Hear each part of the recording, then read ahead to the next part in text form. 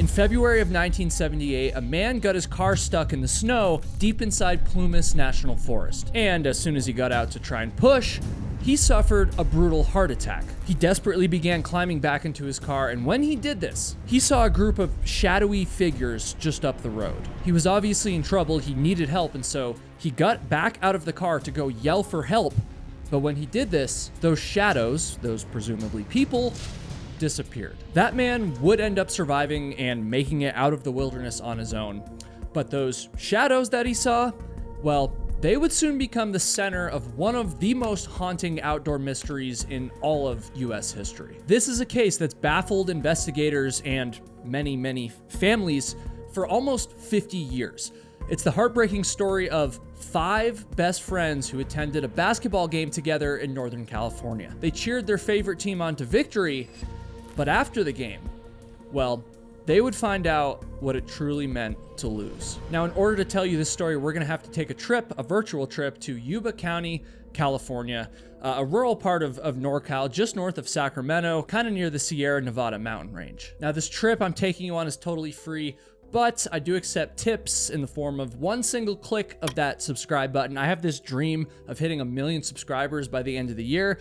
We're now over halfway into the year, and we have a long ways to go. But I can feel us gaining some momentum, and so please help out, hit that subscribe button. So I need to introduce you to a group of young men from Yuba City, California, all with mild intellectual disabilities or psychiatric conditions. And these are the men that attended that basketball game I just told you about a second ago. It was a game at California State University, Chico, on the night of February 24th, 1978. The first introduction I'm gonna make is Gary Mathias. Now, Gary was a high school football star who graduated and ended up enlisting in the US Army and served in the Vietnam War. And of course, like many Vietnam vets, he returned home and he struggled immensely with PTSD, which I guess was made worse from some of his previous use of LSD, but I don't really know too much about that. Gary's behavior would soon become unpredictable, and he was eventually diagnosed with schizophrenia. At one point, his family tried to help him by placing him in a psychiatric hospital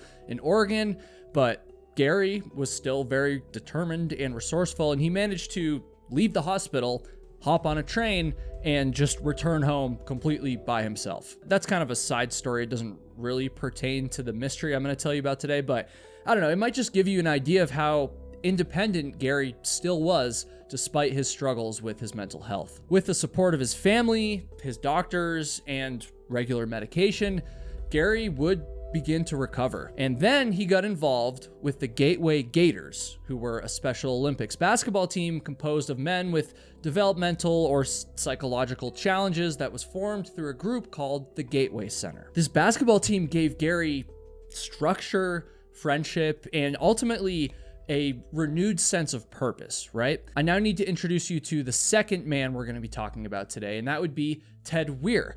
He was a big, fun-loving guy. He had already won gold and silver medals in basketball and track at the Special Olympics before joining the Gateway Gators, and so his athletic achievements to this point were very well documented. But of course, Ted wasn't without his own mental health battles. From all accounts, and I'm not an expert on this, but it sounds like people would probably describe him as being on the autism spectrum today. His family would say that he was high functioning, but he could also be quite impulsive. His passions also included bowling, listening to the radio, and drinking Pepsi. I mean, who could blame the guy, right? I mean, if I ranked my basic needs, I'd have those 3 things on it as well. Although, I'd probably replace Pepsi with Coke. But hey, I don't want to start a war in the comments. That's just me. Now let's meet Jackie, who actually happened to be one of Ted's best friends. His full name was Jack Hewitt, but we're going to call him Jackie, and he also played on the Gateway Gators and worked with Ted at the local power company, which was a job that they both got through the Gateway Project. His brother described him as autistic and went on to say that, quote, Jackie liked everyone and everyone liked Jackie. Jackie also suffered from asthma, but his family moved to the Yuba County area, and the climate there actually helped him improve his health. So much so that, along with the basketball team, he also loved to ride his motorcycle around town, which sounds super fun. And then we have Bill Sterling. And by all accounts, he was the quiet leader of the group, you could say. Now, over the years, his family hasn't really been interested in speaking about the events we're about to get into, and so we don't have a ton of personal information about him and his life. We do know, however, that he was the best bowler on his bowling team, and that at a young age, he was apparently admitted to a hospital for, quote, hyperactivity. We also know that at one point in time, he worked at a restaurant, but his mom ended up making him quit because she said that the men there were, quote, getting Bill drunk and stealing his money. And lastly, we have Jack Madruga, who was Bill Sterling's best friend. Now, Jack was drafted into the U.S. Army and was honorably discharged after serving in Vietnam. And although he was never like formally diagnosed with a developmental disability like some of his close friends, Jack was a very quiet and introverted person that found like genuine community and friendship through the Gateway Center, just like all of the other men I've described. He loved sports. He was responsible. He was one of the only members of the team to have a driver's license, actually, and own his own vehicle, which was a 1969 Mercury Montego. Remember that because it's going to be coming up very soon. This car was his prized possession, and he loved to be able to drive around with his friends. But on one cold, fateful February night, the group of all 5 of these men would go on a drive that was frankly anything but fun. And so, now we've met the group of men that would eventually go on to be named the Yuba County 5. We got Gary, Ted, Jackie, Bill, and Jack. It's important to note, however, that the name Yuba County 5 had not been given to them by this point in the story. In fact, they actually had a completely different name at the time. Around town, they were collectively known as, quote, the Boys. And that takes us to February 24th, when the 5 of them piled into Jack's Mercury Montego, and they drove 50 miles north to Chico, California, to watch a college basketball game between Chico State and their favorite team, the UC Davis Aggies. Now, I promise that this story is going to be bringing us into the wilderness very soon, even though it might not really seem like it right now. Like, I'm talking about a basketball game, and like, how does that end up in the woods? And we will get there. And frankly, once we do, that's when things start to get incredibly disturbing. And so while we're still in the safety of civilization, I do just want to pause for a moment and tell you about Mint Mobile. This video is sponsored by Mint Mobile. Now, I've been seeing all your comments about how I'm always wearing the same shirt in all of my videos. And so I'm finally happy to say that I can now afford a new shirt, and that's because of all the money I've saved with Mint Mobile. Mint's doing something kind of wild right now. For a limited time, they're offering 3 months of unlimited premium wireless for only $15 a month, and that's total, not like per minute, you know, like it's 2004 or something. And it gets even better because you can literally switch to Mint Mobile from your couch. The whole experience is easy and online, so no more store visits, no salespeople, and no awkward small talk while someone tries to upsell you a phone case made out of like vegan leather or something like that. I love that Mint doesn't try to lock you into some like bloated one-size-fits-all plan. You can choose from 5 gigabytes, 15 gigabytes, 20 gigabytes, or unlimited gigabytes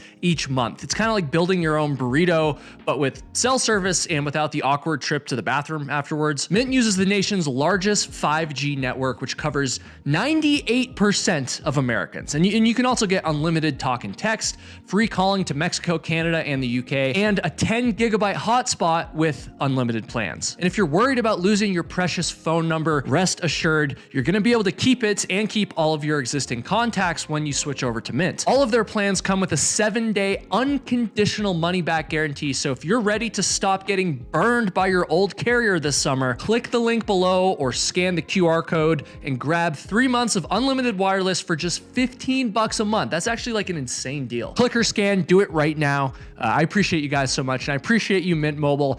And now, no more fun. Let's get back to this insane story. So the boys would watch their favorite team, UC Davis, go on to win that basketball game, and that victory was actually meant to motivate them for their own Special Olympics basketball game the very next day. Now, some people might say that they should have just gone home and gotten a good night's sleep before their big game, but I can actually personally relate to these 5 guys pretty heavily. I mean, whenever I get ready to work out, I'll fire up the the iPod and listen to a pump up song. iPod, what is this, 2004? You know what I mean, Spotify, whatever. Or maybe I'll watch a motivational David Goggins YouTube edit and, you know, just to give me all the energy I need. Plus, Goggins himself would probably just say something like, sleep is for the weak, or whatever he says. Unfortunately, things would not be very restful for the boys the night before their big game. And so, as they were riding high from their favorite team's big win, on their way back home, they were spotted at a convenience store called Bears Market in downtown Chico right around 10 p.m. And this is a fact, right? Like, the clerk at the store distinctly remembers the boys because, number one, they came in a little late, and so, you know, the store employees were a little bit annoyed. They were trying to close down. And because, number two, the boys apparently stocked up on massive amounts of snacks and junk food, which honestly kind of makes me smile, right? Because, I mean, these guys were having a great night. And, you know, even if chips and candy aren't the best pre-game fuel, we'll say, I can't blame them one bit for wanting some celebratory snacks for the car ride home, you know? Oh, and yes, before you ask, they did get some Pepsi. They all climbed back into the Mercury Montego, snacks in hand, and they left the market seemingly heading for home. I mean, none of them wanted to miss their very first Special Olympics basketball game the next day, which makes it even more chilling that not a single one of the Yuba County Five, or the boys, came home that night. By morning, they still hadn't arrived, and at this point, their families were starting to grow very concerned. No one had heard from them. No one had the first clue where they might have gone. And so, worried sick and probably scared to death, they reported their sons missing. Now, early search efforts were absolutely frantic. They had to find these five men, especially considering the fact that snowy weather was blowing in and was only going to make things worse throughout the area. And of course, you know, logically, the authorities started by focusing on the expected route between Chico and Yuba City, where the boys actually lived. Flyers were distributed, and police even reached out to the media, hoping and praying that someone out there, I mean, there has to be someone that had seen the boys or seen that Mercury Montego. So they're trying to figure out what the hell happened. Like, how did these five boys just vanish like this? And at first, the authorities wondered if the group might have gone on like a spontaneous trip and, you know, would just end up coming back eventually, and, you know, maybe they just didn't bother to tell anyone what was going on. However, their families were all very adamant that none of the men would do something like that. I mean, they were all very committed to their routines. You know, it was just very out of character, and all that just made their disappearance that much more alarming, we'll say. That snow I just told you about a few seconds ago would end up coming, and it would just continue to pile up and frankly slow down the early search efforts in the area. And again, authorities didn't initially suspect that the group had driven into the snowy mountains, since that area was not along their expected route, and it was also just extremely remote. Like, why would they do that? But then there was an absolutely bizarre, I don't know how else to say it, a bizarre break in the case. A few days after the boys went missing, on February 28th, a forest ranger found the Mercury Montego abandoned on a remote, snow-covered road in Plumas National Forest. And just to give you like some more perspective, this was nowhere close to where they were supposed to be. For some unknown, freakish reason, the car had been left nearly 70 miles northeast of Chico, in the complete wrong direction from the route that the boys should have taken to get home. Like, what the hell was it doing all the way out there? So this jarring discovery left everyone, the authorities included, completely baffled. I mean, they had been so far off in their initial search, but the abandoned car honestly should not have been found where they found it. And I don't just mean that in like a creepy, like, why are they there sense, although that certainly holds true. When I say that it shouldn't have been found where they found it, like, physically, it should not have been able to get there, especially given the weather conditions. And also, like, how could the men have drifted so far off their route? Nothing about this discovery made any sense at all. And to make the situation even more confusing, they found the car in like great condition. I mean, there weren't any flat tires. There was no signs of damage. The keys were missing, yes, but the doors were unlocked, which is just very strange. Like, why would you just abandon your car like that if nothing was wrong with it? Looking at the scene, it gave the authorities the impression that the boys had simply just like parked and then walked away into the mountains in the dead of night, obviously, into freezing temperatures, which makes no sense at all. Like what? And so now that they had found Jack Madruga's car, the search teams were kind of able to like zero in on the Plumas National Forest. But again, the heavy snow made it nearly impossible to complete like a legit thorough search, we'll say. Despite using helicopters, snowcats, horses, and any other resources they could get their hands on, teams were not able to find any additional sign of the boys. The brutal winter weather had basically exhausted and defeated them, and eventually, as unfortunately happens in these cases, the search stalled out. Demoralized and at a loss, people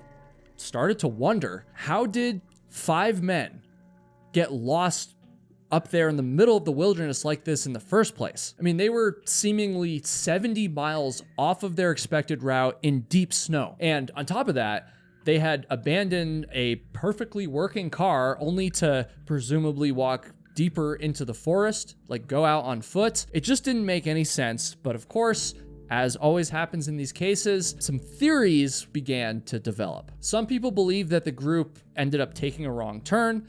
One theory was that the boys may have taken like a side trip to go visit some of his friends in a nearby town. However, this theory would quickly die out after police discovered that Gary's friends hadn't seen or heard from him in like over a year at this point. Other theories, obviously, suspected foul play. I know a bunch of you were probably thinking that already, even though I haven't said it yet. There apparently were reports that a town bully had confessed in church to being part of killing the 5 men. Now, nothing ever came out of that alleged confession, but if the boys did feel threatened by someone in any way, then perhaps the confusion and the fear would knock them off course and make them run out of their car in a hurry or something like that. But at the same time, like, if there was somehow foul play involved, then how come the abandoned car showed zero sign of a struggle? I mean, if someone had tried to harm these 5 very athletic men, by the way, some of whom were Vietnam War veterans, as I said, wouldn't there be like some kind of damage or just like any even tiny little bit of evidence of that? Rumors swirled around town that the boys may have been involved in a fight outside of the convenience store in Chico that I told you about a few minutes ago, where they got those snacks and the Pepsi, of course. And sure, these boys had dealt with, trouble in their past, but by all accounts, they were some of the sweetest people that you'd ever meet. None of them had a reputation for being violent, despite, some of their struggles with mental health and other things. By all accounts that I was able to find, at least, none of them would have hurt so much as a fly. Now, maybe I'm being too opinionated right now, but I guess I should just say it. Like, you could probably tell I'm not super convinced by some of those theories. However, I am very curious about an account told by a man named Joseph Shones, who just so happens to be the man that I told you about at the very start of this video. On the night of February 24th, Joseph Shones claimed that he got his Volkswagen Beetle stuck in the snow after leaving a bar. Go figure. He then suffered a mild heart attack, fell asleep in his car, and then woke up a few hours later only to see several figures in the dark, figures in the forest. And because he was in a desperate situation, he allegedly called out for help to whoever these people were, but he was ignored. Shones' car eventually ran out of gas after this encounter, and he would be forced to walk over 7 miles to a nearby lodge. While in the hospital, he started to tell his story to the police, and of course, it caught everyone's attention when he mentioned the shadows in the snow. According to him, he says that he saw 2 vehicles on this night.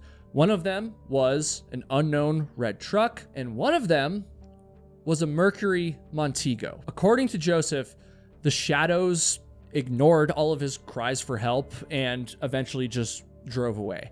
And on the surface, it does seem like this story would be a huge break in the case, right? I mean, with all this new information, the authorities could now start looking for that unknown red truck and start connecting the dots, right? Like, doesn't that seem where this should be going? Well, unfortunately, Joseph Shones would end up telling multiple different versions of this story over time. And each time that he did so, his memory became more and more inconsistent, we'll say. In one account, he claimed that he had driven his Volkswagen Beetle up into the mountains to, quote, check the snowpack. But that story raises a few red flags immediately, since Volkswagen Beetles are pretty much the second worst car that I could ever imagine taking out into deep snow. Like, what? Oh, and if you were wondering, the worst car to drive in the snow is a Toyota Prius, obviously, but I bet you already knew that. Was that a low blow? In another story, Shones claimed that he was followed and tailgated by a vehicle, and that's why he got stuck. He also first stated that the people he saw in the snow never acknowledged him or spoke, and then later he claimed that he heard screaming, and then he said he remembered strange whistling sounds, whatever that means. He once even said that he saw the Mercury Montego drive towards him, and then he changed that story to include the red pickup truck as well. When confronted about all of his conflicting stories, Shones always just said that he was hallucinating due to the chest pain that he was feeling after this heart attack and due to the bitter cold, hypothermia. Regardless of whether he was lying or being genuine and just misremembering things and hallucinating whatever, I think it's pretty safe to say that Shones is a wildly unreliable narrator, and honestly, yet another mysterious kind of thread in this whole case. For months, the snow held the secret of the Yuba County Five. Their families waited, hoping for some kind of miracle, or rather 5 miracles. They had to just wait out the rest of winter. But then, in June, the snow started to thaw in Plumas National Forest, and when it did, it revealed some horrifying truths.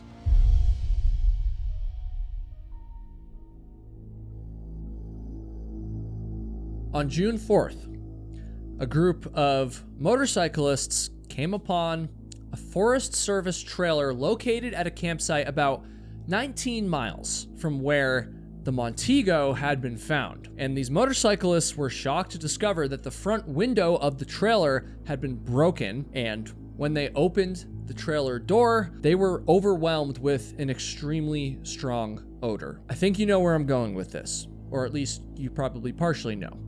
When they opened this door, they were hit by the unmistakable stench of rotting, decomposing flesh. They peered inside, and when they did this, their stomachs completely dropped. I mean, nothing could have prepared them for what they found inside this trailer. These random motorcyclists had just accidentally stumbled upon the remains of Ted Weir. The scene was a legit nightmare. I don't know how else to say it, but it did kind of reinvigorate the search for the rest of the Yuba County Five. In fact, the very next day, they went on to find more human remains, one body on each side of the road, approximately 11 miles away from where the car had been initially discovered. These remains were confirmed to be those of Jack Madruga and Bill Sterling. Madruga's remains showed signs of scavenging by animals, while all they could find of Sterling were a few scattered bones. And autopsies would eventually reveal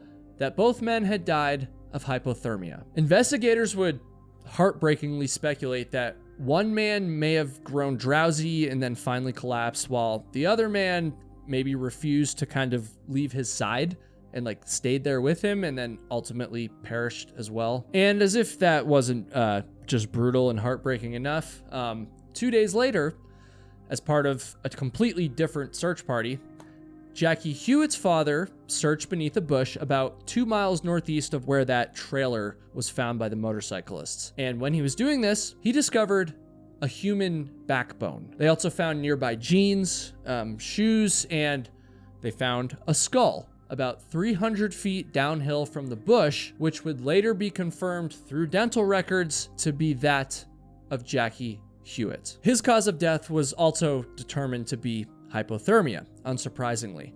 And I just want to harp on this for a second. I think it's just so sad and just mind-blowing, frankly, that Jackie Hewitt was found by his own father. Can you imagine that? I feel like I can't even process that. And then let's make things even more mysterious. searchers would end up finding 3 U.S. Forest Service blankets and a rusted flashlight near the roadside, only about a quarter-mile northwest of that trailer. Now, it's unclear if these items were related to all of this craziness or not, and it's also unclear how long that they had been there. And actually, since I'm talking about the trailer, let's go back to that for a second. So, Weir's body was found in a bed, wrapped in 8 sheets, including one wrapped around his head. And his autopsy concluded that he had died from a combination of starvation and, despite all the sheets, hypothermia as well. He had lost nearly half of his 200-pound body weight, and the length of his beard suggested that he might have survived an astonishing 13 weeks between the time that he had disappeared and when his body was eventually found. His feet were severely frostbitten, and curiously, his shoes were nowhere to be found. And to make Weir's death even more tragic, investigators found a ton of available resources scattered around the trailer, and they were puzzled as to why he hadn't used those tools to survive. And so, for example, there were plenty of matches and paperback books, but there was no sign of a fire or even an attempt to make a fire. And there were a ton of heavy winter coats in the trailer, but Ted wasn't wearing any of them. They did find that someone had accessed a nearby shed and consumed about a dozen cans of military rations, but they also found an unopened locker in the same shed that contained an even larger stockpile of food, which would have been enough to sustain 5 people for like a year. That's what they said anyways. There was also a butane tank in another shed that, if opened, could have powered the trailer's heating system, which is just tragic and also very, very strange. Now, Ted's family suggested that his behavior was consistent with his cognitive disabilities. He often lacked like basic judgment, such as questioning the needs to stop at stop signs, things like that. And it's just so heartbreaking to know that there was so much potential there to survive. But in all of his distress, he would end up dying a very tragic and very painful death. And as if this story couldn't get any weirder, even just about the trailer specifically still, it also appeared that Ted had not been alone in that trailer. So as they were uncovering Ted's story, Gary Mathias still hadn't been found. But investigators did find Gary's tennis shoes inside of the trailer, suggesting that he had actually been in there with Ted at some point in time. Notably, the used rations had been opened using a P38 can opener, which was a tool that only Mathias and Madruga would have been familiar with because of their military backgrounds. And so investigators theorized that Gary Mathias was possibly suffering from frostbite himself and may have taken Ted Weir's shoes in order to kind of venture outside and try to find help. That would explain why his shoes were gone, and that would explain why Gary wasn't in the trailer with Ted. They also speculated that the way Ted's body had been like carefully wrapped in multiple sheets might suggest that someone else had been there to help him. Like, it probably would have been pretty difficult for him to like get all those sheets around him himself. There was probably someone else there, presumably Gary, that like helped wrap him up. But Gary was still nowhere to be found. I mean, they'd found everyone else at this point, but where the hell was Gary? And the search continued, obviously. And since Gary had likely not been taking his prescribed medication, his family distributed his poster to mental health facilities across California, hoping that someone would find him somewhere or that he would come in. But unfortunately, nothing ever came of that. In fact, nothing ever came of any search for Gary Mathias. And the final member of the Yuba County 5, the very last Gateway Gator, was tragically never found to this day. How was this possible? I mean, where could Gary have gone? And why were the boys able to use some of the survival resources, but not all of the ones that would have helped them live to see the snow melt? How long did Gary stay in the trailer with Ted before presumably heading out on his own? And whatever happened to that mysterious red pickup truck? Did it even exist in the first place? Jack, Bill, Ted, Jackie, and Gary. 5 friends lost to the wilderness. under very, very strange circumstances, obviously. I mean, this is a mystery that still haunts their families, and a mystery that has honestly taken on a life of its own. I mean, a mystery that still haunts the forests of Northern California. Somehow, some way, after all of these years, this infamous story still leaves us with so many unanswered questions, a lot of which I just listed there. And so I'm really curious what you guys think, especially those of you that have heard of this case before and maybe watched other videos on it. Do you think that any of the popular theories check out? Do you think the group took a wrong turn? Or was it just like an innocent mistake that spiraled into tragedy? What do you think about the fight outside the convenience store, or the bully theory about them being murdered maybe? And then, you know, Joseph Schoen, like, was he a witness? Did he know more that he never spoke about? Could he have even played a role in their deaths, or was he just hallucinating? I cover a lot of very, very strange and mysterious stories on my channel. Stories that very often leave unanswered questions, but I think this one probably has left me with the most unanswered questions out of any story that I've ever covered. So leave your unanswered questions as well, or your possible answers. Just keep your comments respectful, please. These are real people. This is a real story. Just keep that in mind. And YouTube seems to think that you're going to enjoy watching this video next, and so give it a click. And if you are watching or listening on another platform, be sure to give this a 5-star rating. I appreciate you guys so much, and I'll see all of you in the next one.